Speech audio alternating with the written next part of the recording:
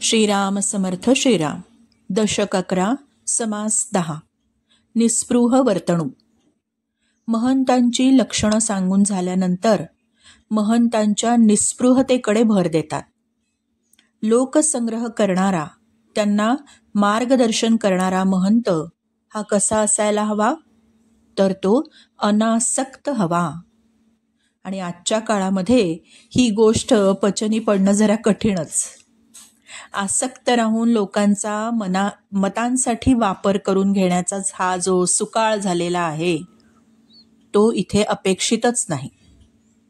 महंत, आजचा संघटक, स्वार्थाने जर लडबडलेला असेल ना, तर तो आणि त्याचा समाज, संस्कृती सर्व काही रसातळाला गेल्याशिवाय राहत नाही. हे दहीहंडी प्रकार वगैरे जे आज आपण बघतो आहोत उघड डोळ्यांनी, ते अतिशय अश्लाघ्य आहे. हाच तो रसातळाला गेलेला समाज. म्हणूनच सर्व लोकोपयोगी कामं करून या महंतांनी कसं राहायला हवंय? समर्थांचा दंडक कसा आहे की त्यांनी अलिप्त राहायला हवंय. बाह्यरंग, वेशभूषा हे माणसाचं काही खरं आभूषण नाही. कीर्ती हे त्याचं खरं भूषण आहे. खरा महंत आपल्या ओळखीच्याच माणसांमध्ये राहत नसतो.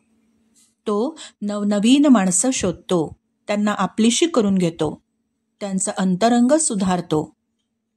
तो कोणाकडे राहत सुद्धा नाही, गप्पा बडबड करत नाही, भगवंताच्या गुणानुवादाबद्दल बोलतो, त्या व्यतिरिक्त तो बोलत सुद्धा नाही. महंत कसा असावा हे सांगताना ते पुढे म्हणतात, त्याने एकांतामध्ये ग्रंथांचा अभ्यास चालू ठेवावा, लोकांना मार्गाला लावावं आणि आपला काळ सार्थकी लावावा. स्वतः उत्तम गुण घ्यावे आणि लोकांना शिकवावे. प्रत्येकाकडून योग्यतेनुरूप कामं करून घ्यावीत. कष्टाने अर्थार्जन करावं. वृथा कोणाचं कधीच खाऊ नये.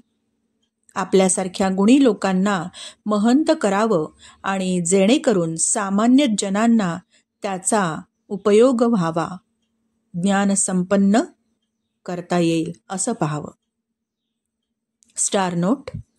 महंते महंत करावे, युक्ती बुद्धीने भरावे, जाणते करून विखरावे नाना देसी. It is nothing but human resource management, human resource training. Shriram Samarth Shriram.